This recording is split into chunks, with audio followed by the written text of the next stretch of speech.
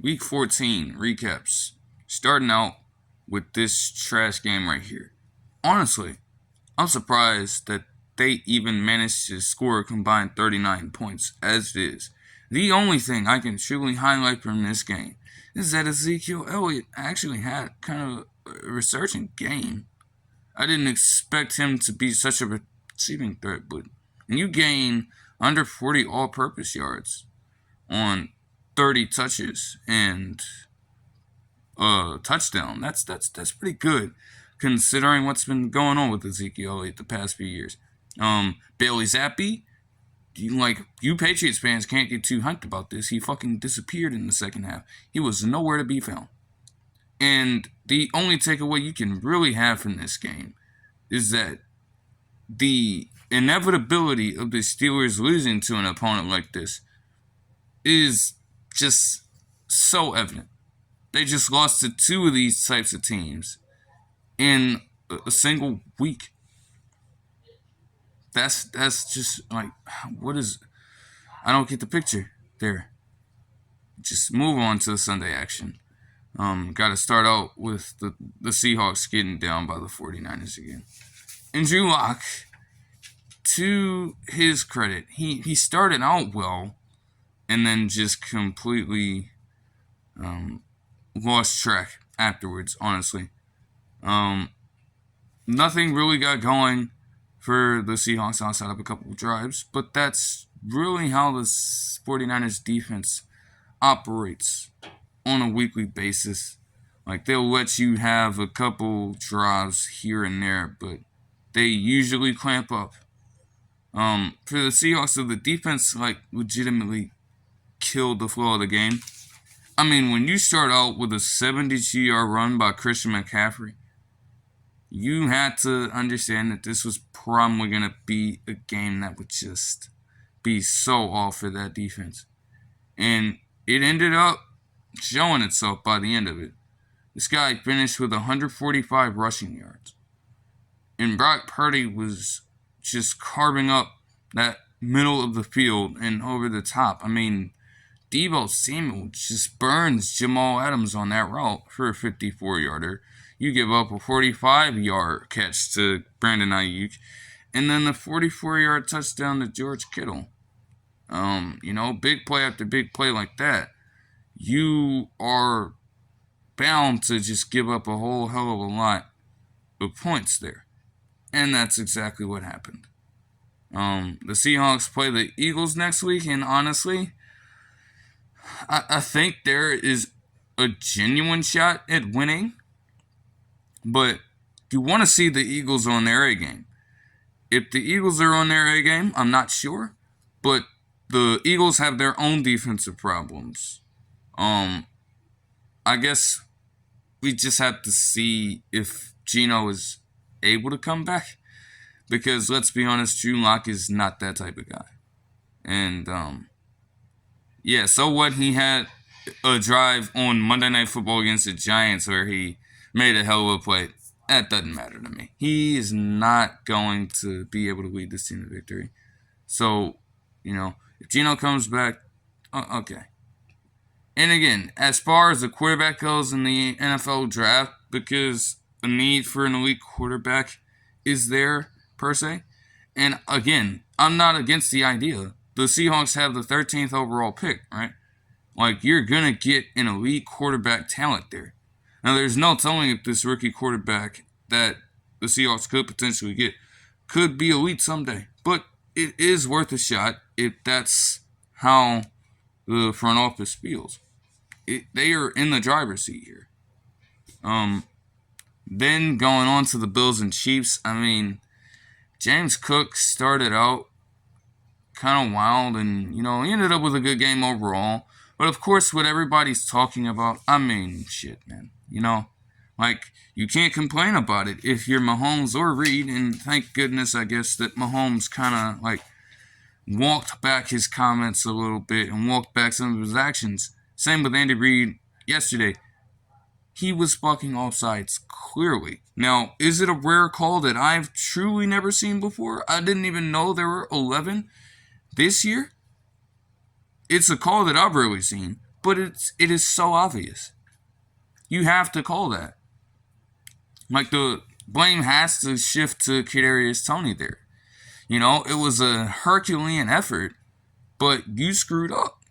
I'm sure he is taking that on the chin, right?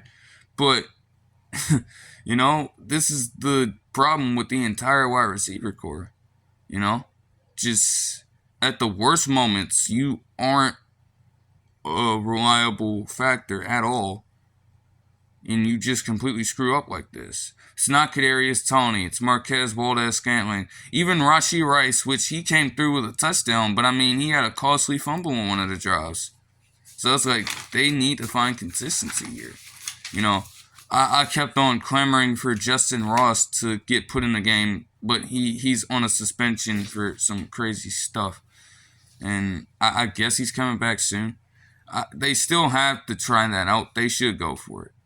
But, at some point, maybe you have to consider, honestly, it comes down, I think, to the way that your personnel is utilized, to be honest. Let's be real. Matt Nagy, as an offensive coordinator, is probably fucking dog shit. As it is. So let's keep that clear. They don't have Eric Bieniemy anymore. We already understand that. Like, there's a variety of ways you can look at it. Matt Nagy is shit. I don't know if they are going to consistently keep drafting these wide receivers. But something has to give at some point. You've got to reach some sort of balance to be able to fix this problem. The fact that the Bills are 7-6, matter of fact, with the way all these games shaped out, there are fucking 6 different teams at 7-6. The Chiefs are still division leaders, but damn, this is contested as hell. In the AFC side of things. Now, an NFC North matchup. Bears and Lions. Justin Fields with the ball out game right here, man. Typical 200 passing yards, touchdown. 50 rushing yards, touchdown. DJ Moore was getting some rushing attempts here and there for some reason, which I can see why that would happen. The Lions really just at the tail end of it, they just screwed themselves over. They had it, and then the Bears, they lingered around for long enough to get back into it, and then another costly turnover, and boom, they just completely took it over from there. So that's a strong win for Justin Fields and the Bears. But at the same time, what does it really do for their playoff hopes? I don't know. I really don't. I'm not going to lie to you. But somehow they're still in the hunt. Which again, you have the AFC being so contested and the NFC at the top it is, I guess. But outside of that, I guess it's lackluster when you look at the hunt. Teams in the hunt and things like that.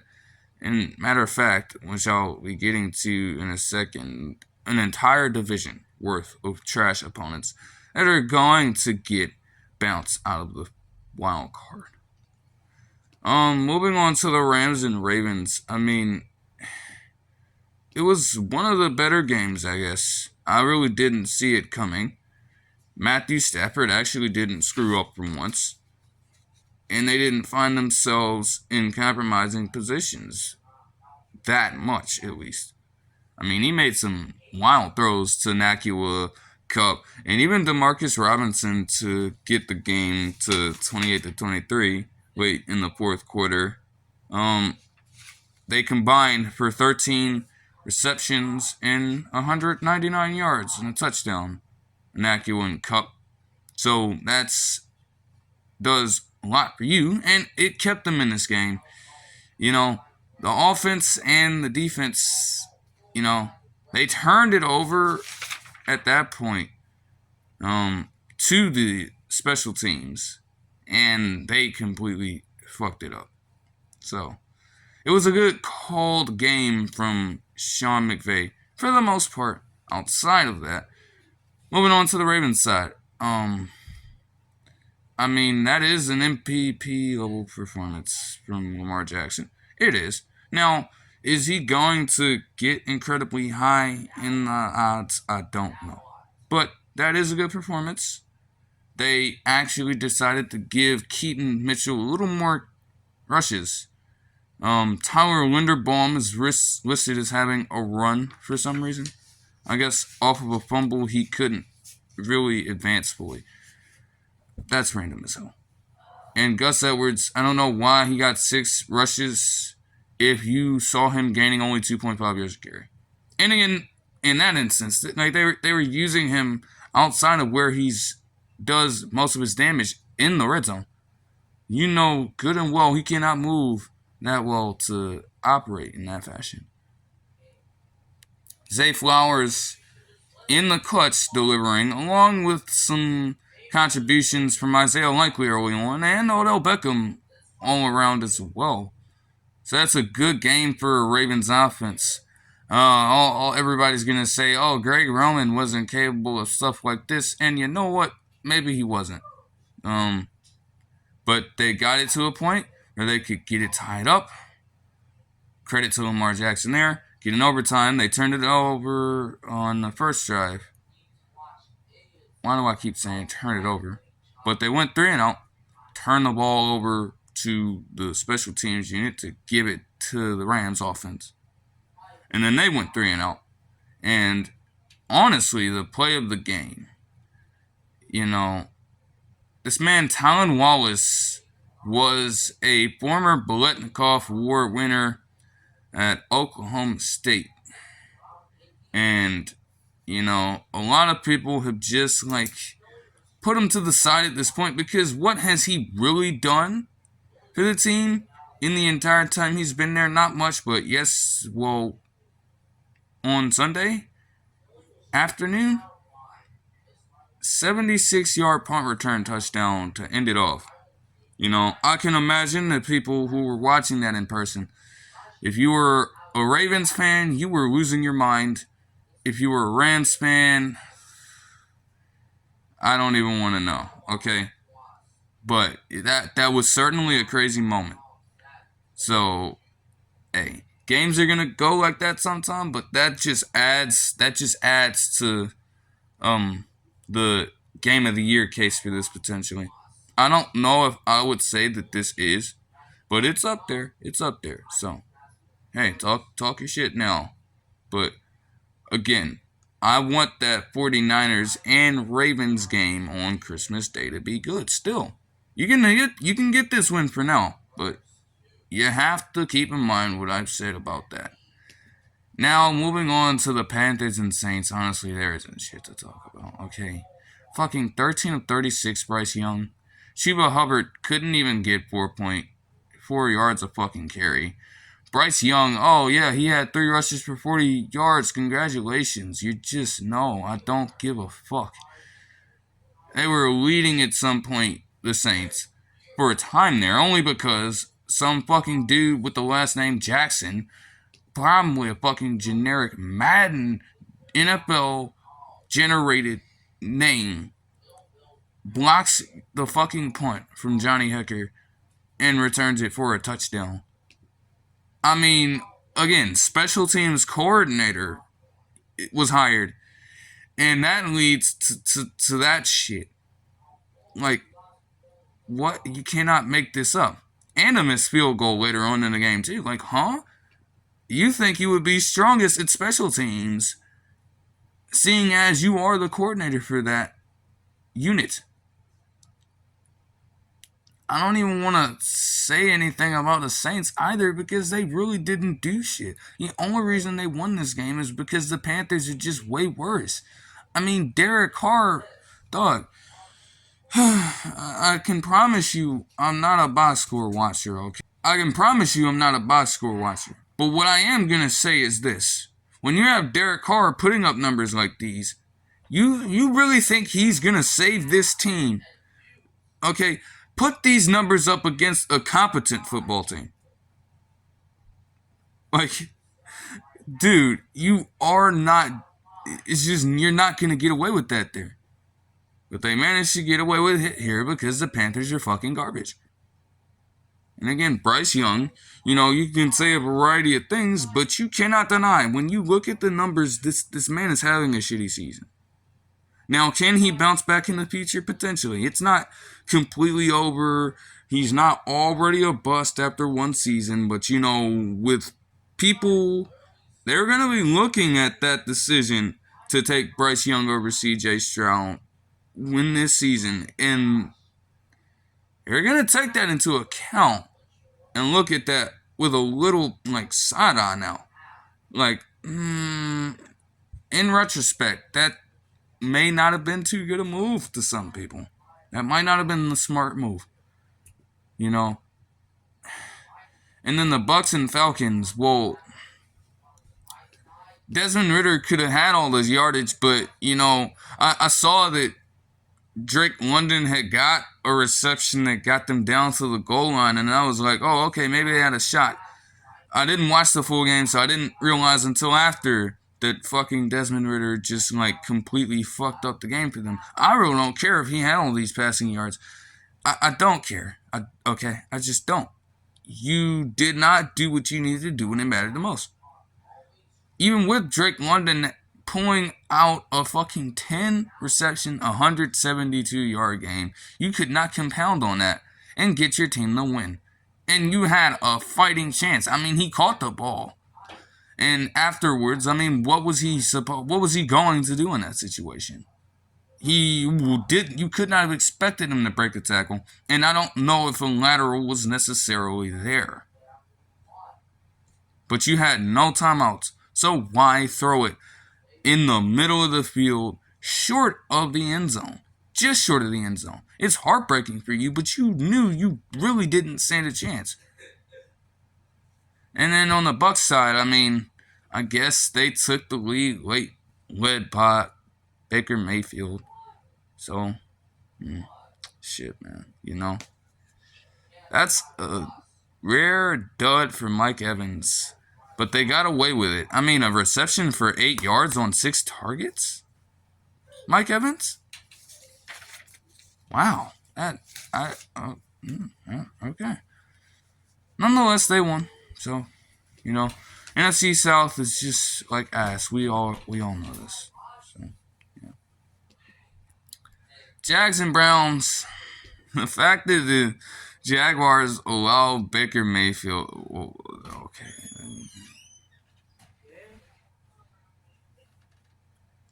Jaguars, Browns. The fact that the Jaguars allowed Joe Flacco, not Baker Mayfield, like I just fucking said, to put up a 300-yard, 3-touchdown performance on them is absurd as hell. David Njoku had a good game. Amari Cooper finished with 777s. And, the defense gave Trevor Lawrence hell. I will say, to get 3 picks on him is a testament to how good they can be. Now, they still allowed 27 points by the end of it. But by that point, they were essentially out of the game, to be honest. Trevor Lawrence was also hurt. He still wanted to go out there, so it is what it is. Evan Ingram had a weird stat line, but he did put up multiple touchdowns. Parker Washington also got another touchdown. But really, yeah, it's just a rough go for the Jaguars. They continue to lose their hold on what could have potentially, by this point, been a 1 seed if things went perfectly for them. But no. You got put in this position, and now you have to find your way out of it. Really. Texans-Jets. It's such a weird game. Something had to happen at halftime. Because, what? It was 0-0. It was deadlocked. Both of their defenses were putting in their best work. And you mean to tell me that starting out, the Jets were able to score touchdowns on 3 of their first 4 possessions in the second half? I was dazed and confused. I didn't know what to think. I did not anticipate this coming at all. You know, I like CJ Stroud, but in his case, it was a shitty game. You have to be honest there. Now he did get hurt later on, but again, by that point, the game was effectively over. So let's just put that aside. But he had a bad game. You just have to call it what it is. I don't even have to elaborate this point. You can just tell. You saw it on your TV. So you just have to take it as that. There's no way of really trying to push it more than it needs to be. It is just simple as that. Now, Zach Wilson with a damn 300-yard, 2-touchdown performance. Of course, he couldn't finish without a turnover because he still wanted to. Well, actually, no, that definitely wasn't. Yeah, he actually. No, what am I talking about? Actually, no. Okay. Yeah. Still could not finish without a turnover, because that's typical Zach Wilson stuff. Okay. A good performance from Garrett Wilson. A good performance from Breece Hall in the receiving game. I guess, though, when you have 18 total touches for 126 yards and a touchdown, it looks better overall, but only 10 for 40 yards rushing. I don't know. It's a good win overall for the Jets, but this is probably a little late for you. I mean, there's no shot that you really think that with all the shit you've done this season, you really have a chance to get back into the playoff picture. No. You self-sabotaged way too much at the start of the season to really try to make a late surge now. But it is a good win. You know, this is what Zach Wilson can be capable of, but is he going to show this consistently? We don't know. We don't know. That's kind of the problem. Colts and Bengals. I mean, Jake Browning just continues to dominate. Aided by rookie running back out of Illinois, Chase Brown, getting 11 total touches for 105 yards and a touchdown. You know, Joe Mixon also had a good game rushing, all things considered. I mean, the Bengals, they just blew the roof off the Colts, really. They didn't even have to necessarily do anything flashy or anything. They just, beat them to a pulp. Honestly, just smacked them. You aren't going to go through the game tape. If you did watch the game live, they didn't necessarily do anything too crazy. But, I mean, they did enough to win so effectively. And the Colts just could not match that energy. I mean, Zach Moss, who in replacement of, Jonathan Taylor when he's been hurt at any point this season, he's usually done well. To hold him to 13 rushes for 28 yards, it's pretty damn good. And I guess, Gardner Minshew still continues to be turnover prone, which again, I guess you kind of expect it, but hey, it seriously caught them in this game. And when your second leading receiver, Mallory, who was this? Your second leading receiver on the day was a dude named Will Mallory, then yeah, you're probably losing a game. I don't know who you are, but yeah, you're definitely losing that game, bro. Tough shit. Now, even tougher shit, okay? If you watch this game live, I feel sorry for you. If you are a Raiders fan, I don't know. If you're a Vikings fan, I feel sorry for you. The fact that you had to watch a game in which you were awaiting the return of Justin Jefferson for him to get hurt again, which you can't control. But you watched nearly a full 60 minutes of game time without a single point scored. And the Vikings managed to rely on Greg Joseph, which is something you can't really ever do, to get you the win with a single field goal.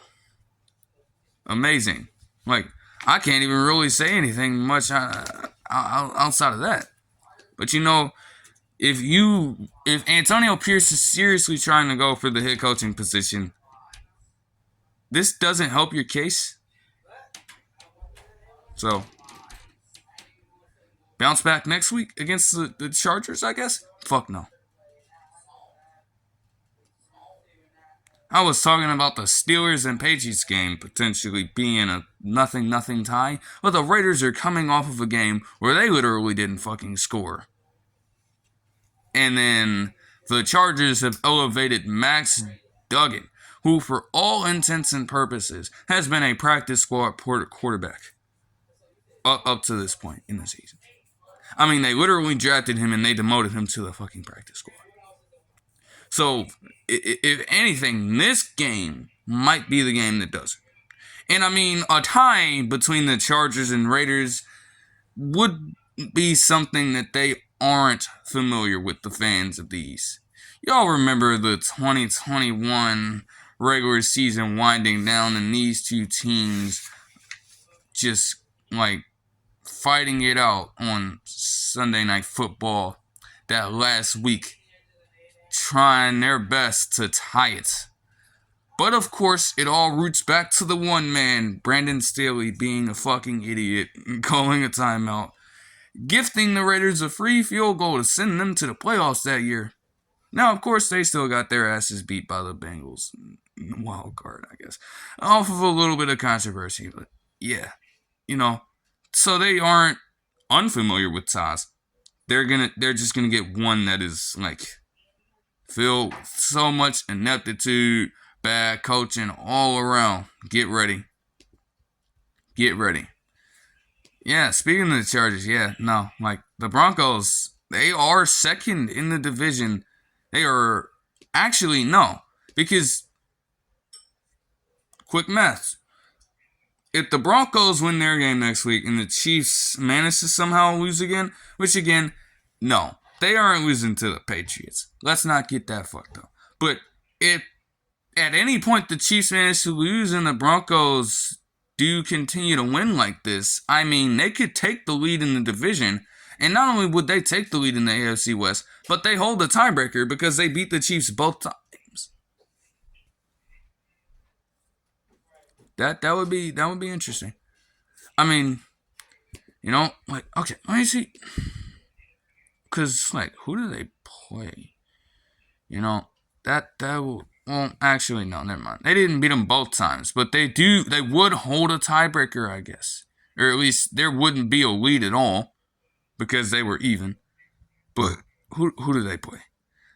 The Broncos play the Lions, on Saturday. That's been advertised. And the Patriots, outside of the Lions game, I mean, the rest of that schedule is easy. If they want to make the playoffs, then they really should just try to win out. You may not win that Lions game, but just win out. It's not hard to beat the Patriots. It's not hard to beat the Chargers, and you just beat the Chargers and the Raiders again. So I mean, hey, that should be pretty easy. Justin Herbert is out for the season now. Again, hence why they elevated Max Duggan. So if you really think, you Chargers fans really believe that you're going to make the playoffs now, tough luck. You were effectively out as it was. But no, you're cooked now. Deservedly so. Eagles and Cowboys. Oh man. It hurts, man. It hurts. I don't know, bro. I still can't call the Cowboys a genuine football team. I just can't. I'm sorry. I need to see something concrete in the playoffs. You're going to do all this now. I need to see a run. And I already know that I'm not going to get a run. And all you Cowboys fans are probably aware somehow, but don't want to show it because you just want to broadcast your delusion everywhere, that you aren't making a run. And you haven't made a run for as long of a time is, like, some players have even been a lot, like, there are multiple players in this league who are so damn young that they would still, their birth years would still not coincide with your last with your last NFC Championship win. Do you, like, dude? Hendon Hooker comes in as an old-ass rookie quarterback, and his birth year is still later than the last NFC Championship win that you've ever had to this point. Do you realize how embarrassing that is? You just aren't going to do it, and I already know it. You know, the Eagles, again, their defense is actually, like, something to be concerned about. But I do also understand that they are a type of team that could turn it around come playoff time. I do believe that they can. I don't know if I can say that about the Cowboys right now, and I haven't seen it yet. I haven't. You know, oh, they got the one win against Tom Brady to send him packing and then proceed to get fucking wrecked by the 49ers again in the divisional round. I don't care. I do not care. Like, come on. Now, moving on to the doubleheader. The Packers and Giants, man. I mean, I don't know how the Giants have done this. I don't. And the Packers, they had a chance. Saquon Barkley fumbled. And they were given the opportunity. They had the opportunity. They effectively won it with the touchdown pass to Malik Heath. Only their DC wanted to call stupid ass coverages. Again, just ineptitude. Giants were able to go down and get the score for some reason. Because, yeah, they really know how to run an offense now at this point. You know, every single win, they are on a 3-game win streak with fucking Tommy Devito for some reason. If you are Daniel Jones, you are, I don't know, you're plotting something diabolical at this point, because there's just no way that you've allowed this dude to step in and do things that you were not capable of doing at all. Like, that is embarrassing. You know, he started out sluggish as hell, being just like you, but he's turning around, and he's actually got this team on a fucking surge. They're not making the playoffs. Okay? So, don't even let that thought enter your head if you're a Giants fan. You really think, and if they made the playoffs the way they've been playing for most of the season this season, you have a lot of the same personnel. But if you really telling me that you're going to make the playoffs this season, what do you think is going to happen if you're a Giants fan and you're watching this team get into the playoffs, facing this competition in the NFC? Even the worst playoff teams would mop the fucking floor with you. And it's happened. It has happened. You know, like, the Seahawks aren't in the playoffs in the hunt, but look no further than that game.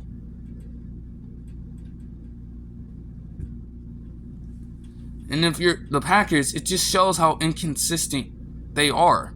And now it was the defense that screwed up, and also the special teams, because Keyshawn Nixon, and I don't know, honestly, just side note, you know, speaking of Keyshawn Nixon, but both of these games contain just inept special teams, and I really don't understand why that is the case. Why do you have these return men muffing these punts? At multiple points in the game, there was a sequence in this game where the Giants ended up scoring a touchdown off of a muff punt by Keyshawn Nixon. And then the Packers get the ball back, go 3 and out, punt it, and there, the Giants return man fumbles it too. and the Packers get a field goal out of it. Now, if they had scored a touchdown on that drive, it probably would have gotten them the win, but I'm not here to play that game necessarily. I just have to point out how terrible that is for both Monday night games to be filled with that ineptitude. Doesn't make any sense to me. You know, the Giants were able to win this one. Okay, congrats. You won. What does it do for you? It's even more terrible? Okay. Let me just put this number up. 767. Okay. 2016 match between the Colts and Texans was the last time that an NFL team ever lost a game when having a 14 or more point lead in the last 2 minutes of the game. Make that 767-1 after this Titans-Dolphins game. And the Dolphins were lucky to even be up in the first place because it was only tied 13-13. The only reason they were able to end up putting some touchdowns on the board is with short field. As I noted earlier, the fucking inept special teams, their return man muffed the punt to give the Dolphins a short field for a Raheem Mostert touchdown. Then Will Levis with a bad, terrible pitch to Derrick Henry. And they fumble that one, give the Dolphins the ball right back, and score another touchdown with Raheem Mostert. But you have to be so inept to blow a game like that, right? You really do. They were able to drive down the field with ease on that drive to get it to DeAndre Hopkins in the first place. And then you managed to go 3-0. Game on the line. Tua Tagovailoa, you had some momentum at least. I can't even say you were necessarily playing at the height of your powers. And granted, it was because Tyreek Hill had to come in and out of the game. So everything was a little off for a time. But with those 2 short touchdowns, you had to have some kind of momentum to go off of. And instead, you just completely shit the bed. You go 3-0, and then the Titans are able to drive down the field again. It was noted earlier by YouTuber Jaguar Gator 9 on a Dumb Decisions video of his. I don't know what that third down play at the end of the game was supposed to be. I don't. It's like, why go backwards? Why do you want to go backwards? You need a field goal. You don't have a lot of yards to pick up. You had a fair amount of time, but you wanted to go backwards on third down. I don't know why that is. That's like that. No, we're trying to advance the ball. We're trying to get into field goal range. We aren't trying to go in the we aren't trying to go in the wrong direction here. What the fuck is that about? I don't know. But with all that, you deserve to lose. Seriously. There's not much to say outside of it. It just reflects so badly. Something so historically bad that hadn't happened since 2016 happens again. And also, the Dolphins have not been shut out for 3 quarters under Tua Tagovailoa since a different matchup between the Titans in 2021. Again, just factor all that in. You deserve to lose in the first place, but you had a lead, and you had a lead that most other teams would be able to hold. And you are the first team in 768 tries to fail at doing so. That'll do it for this one. I hope you guys enjoyed the video, and I'll see you guys in the next one. Peace.